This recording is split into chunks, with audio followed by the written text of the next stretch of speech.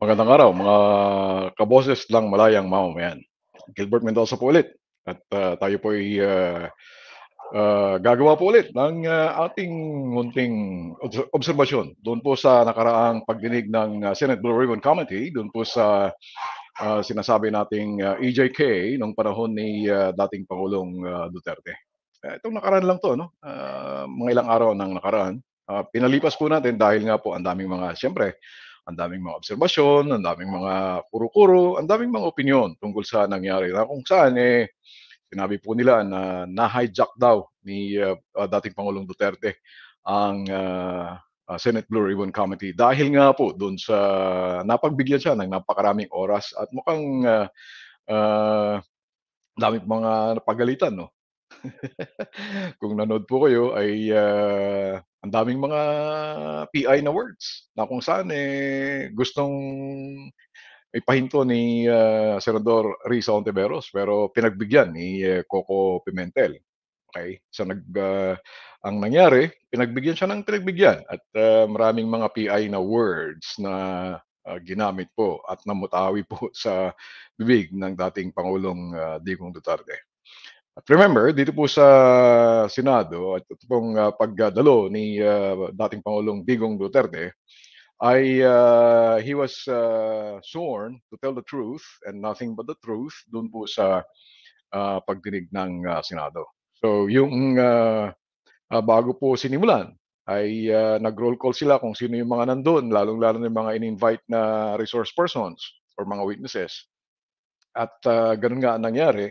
So ito po ang panunumpa no ng Pangulong Duterte at kanyang mga kasamang dumalo sa Senate Blue Ribbon Committee. Tingnan po natin, ito po. Administer the oath. Kindly stand up to all our resource person. Kindly raise your right hand. Do you solemnly swear to tell the truth, the whole truth, and nothing but the truth in this proceeding? For the record, Mr. Chair. Yan. Post natin para makita natin. Yan Yan si Pangulong Digong Duterte. Nandiyan po siya. Yan. Nakataas po ang kanyang kanang kamay, Kasama si Sal Panelo, itong si sino nga to, tumatakbong senador din to si Belhica, nandiyan yung mga dating Chief of Police, Chief PNP, si Devold Cenas, si Tanaw, nandiyan pa. Ewan ko kung sino-sino pa yung mga pangalan ng mga yan. Okay?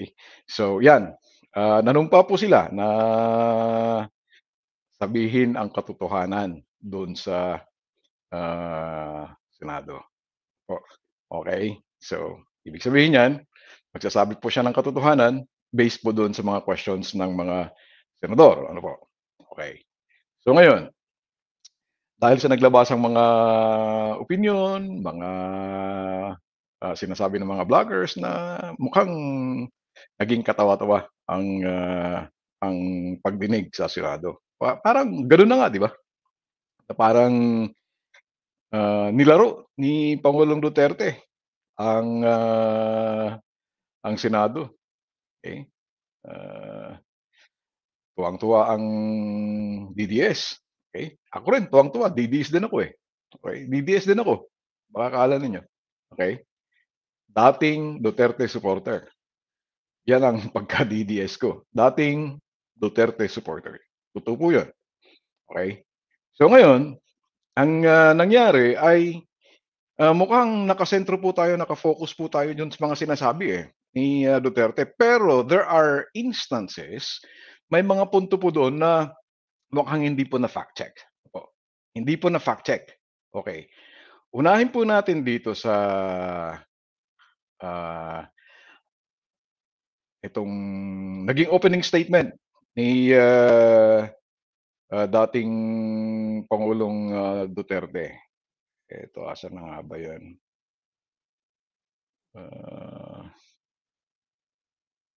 Ito. Nga ba? Ito. Hindi rin. Ito. Sige, tignan natin kung ano yung mga statement niya. Pagkatapos, Tignan natin kung totoo ba yung mga sinabi niya. Okay? Ayan, pakinggan natin. Being raped, people getting killed and robbed. And just recently, a drug den was raided within the Malacañang complex. Okay. Yan po yung sinabi niya, no? Daily crimes, daily rape has been committed. Okay. Parang, totoo nga ba yun? May katotohanan ba yung sinabi ni Pangulong Duterte? Or doon po sa sinabi niyang drug den doon sa Malacanang complex? Okay. Sige, tingnan natin ha kung may katotohanan po yun. Okay, unahin natin yung sinabi na dumarami ang krimen. Okay. Ito ha, tingnan natin kung ano yung sinabi ng ah,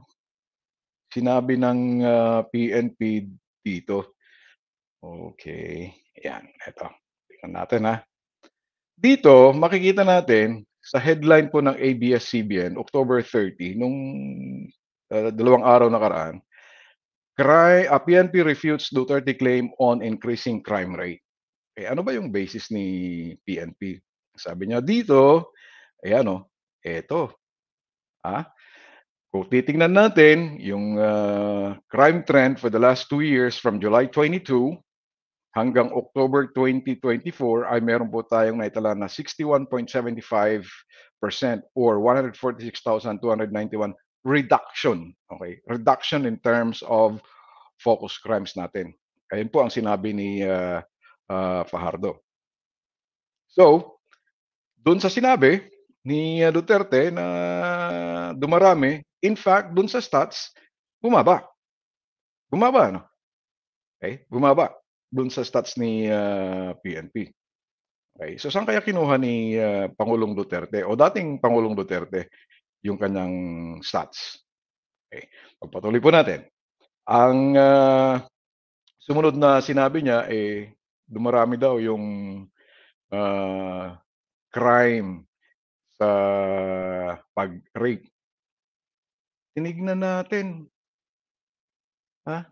Dali, tignan natin Ito po yung statistics sa statistika.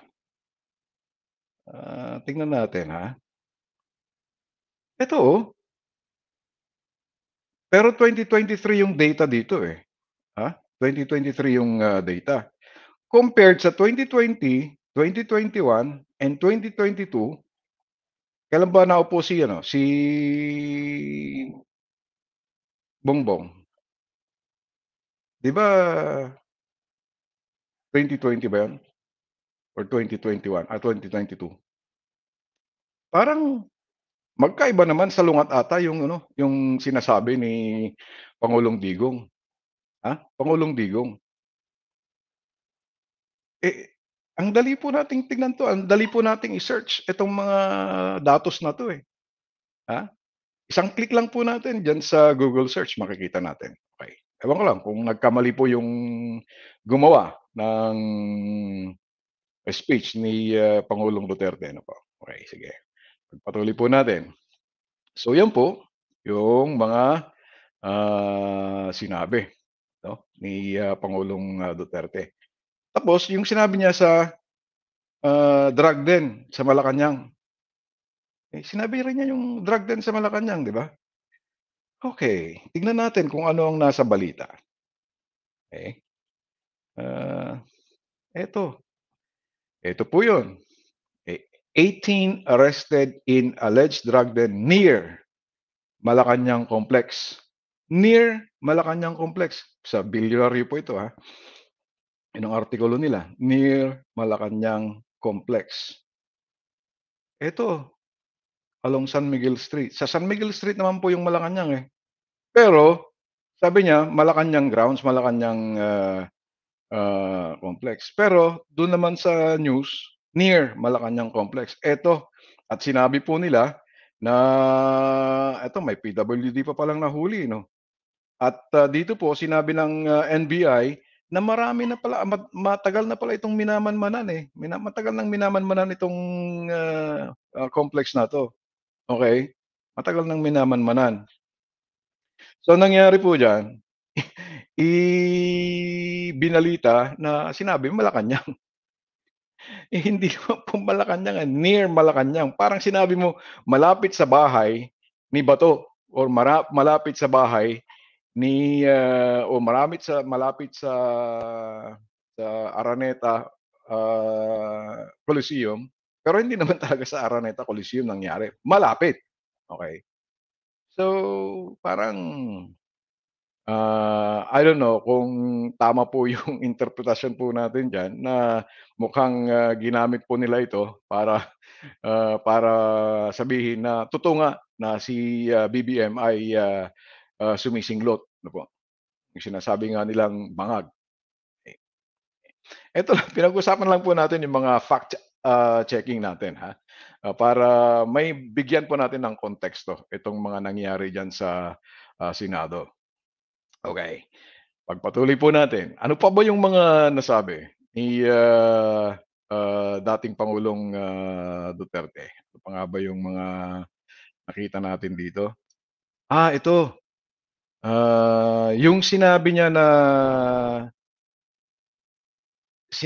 na 73 years old, 'di ba paulit-ulit na sinabi niyang 73 years old si, Pangulong Duterte diyan sa Senado. Pero, pero 'pag tignan natin, ito ipakita ko sa inyo, ito napakadali nating, tignan 'to, ayan.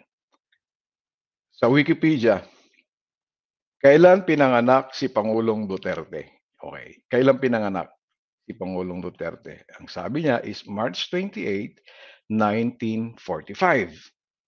March 28, 1945. So, sa makatuwid, hindi pala siya 73, 'no? Hindi pala 73 'tong si Pangulong Duterte. Eto tingnan natin, Ito, may, isa pa dito, na nag-celebrate si Pangulong Duterte, kasama pa niya yung kanyang pamilya. Eto tingnan natin, ano bang pinag-celebrate nila dito? Former President Rodrigo Duterte celebrated his 79th birthday. This was March 28 ng Philippine Star. Naka-post po sa Facebook 'yan. Ayan po, ayan, 79th birthday. Okey. So, ano yung mga nakita natin na nakita natin dito mga kabayan, mga kaboses ng mamamayan, malayang mamamayan? Okey. Yung sinabi niyang tumaas ang crime rate, ang dali nating tignan na hindi naman pala totoo. Sinabi niya na 73 years old siya, pero lately, last March, nag-celebrate na siya ng kanyang 79th birthday. 4 months from now, magiging 80 na siya, kung totoo 'to. Pero makikita natin na totoo nga, totoo nga 'to. 'Yan ang nasa, Facebook, 'no. So, ibig sabihin niyan, mali yung sinabi niya. So, diyan pa lang sa mga datos na 'yan, yung mga impormasyon na sinabi ni Pangulong Duterte na 73 years old, dumarami ang crime, pero makita natin at nakita natin na hindi naman dumami ang crime, okey? Hindi naman dumami yung, crime, in fact bumaba. So ngayon, pagkatiwalaan ba natin itong, sinabi ni, dating Pangulong Duterte? Ah, okey. So yun lang ang mga tanong natin. Pagpatuloy natin, pagkatapos, nung nagmumura na itong si, dating Pangulong Duterte, nag-attempt si, Senator Ontiveros na pahintuin yung pagmumura dahil nga sinabi nila, "Bahay namin 'to, bahay ng mga senador 'to, dapat hindi niyo bastusin at, huwag po ninyong bastusin ang bahay ng mga senador." Pero hinayaan ni Coco Pimentel. Yung, mainstream na pag-intindi dun sa pagpayag ni Coco Pimentel, dun sa pagmumura ni dating Pangulong, Duterte ay takot siya. Parang mukhang takot nga din ano po, mukhang takot nga talaga. Pero hindi natin alam kung ano yung iniisip din ni Senator Coco Pimentel. Remember na si Coco Pimentel, abogado din yan. Okay? Ang tatay niya, si dating Senador Aquilino Pimentel, Nene Pimentel, abogado rin yun. In fact, itong si Nene Pimentel, Ilocano yan. Tagal nga lang nag-stay sa Mindanao. During my days, na nasa broadcast pa tayo, nung nasa radyo pa tayo, I had a chance to interview si Senator Nene Pimentel nung nagpapa-re-elect siyang senador. Magaling, matalino ang tatay ni Coco Pimentel. No? Pero ito, sinabi nga nila na Duterte toyed with Coco Pimentel. Remember, nang tumakbo si Pangulong Duterte noong 2016 ay PDP, di ba? PDP ang nagdala sa kanya eh, PDP. PDP Laban. Ang PDP Laban po ay founded by former Senator Nene Pimentel. Tatay po ni Coco Pimentel.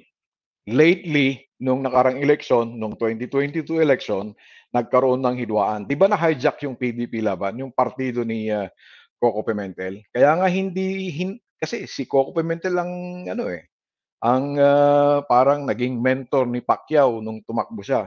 Hindi ba na-hijack, hindi si Pacquiao, hindi PDP ang naging partido ni Pacquiao in 2022. So dito, tingnan natin para mai-connect ko yung gusto kong sabihin sa inyo.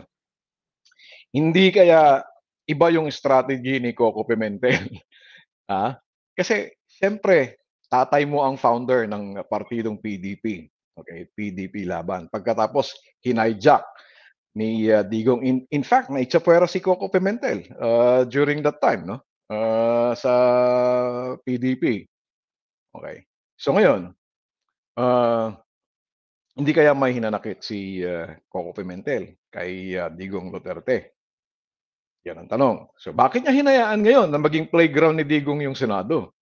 Ayun ang ayun ang tanong natin, bakit niya hinayaan? Siyempre, hindi natin alam kung ano yung nasa utak at tumatakbo sa utak ni Coco Pimentel. Hindi kaya pinabayaan niya, "O sige, maging kampante ka dito. Let's show them how friendly we are." Para maging loose yung kanyang bunganga. Which is, totoo nga nangyari nung sinabi ni Coco Pimentel na hayaan natin, sige, do not strike from the record yung sinasabi niyang pagmumura niya na PI.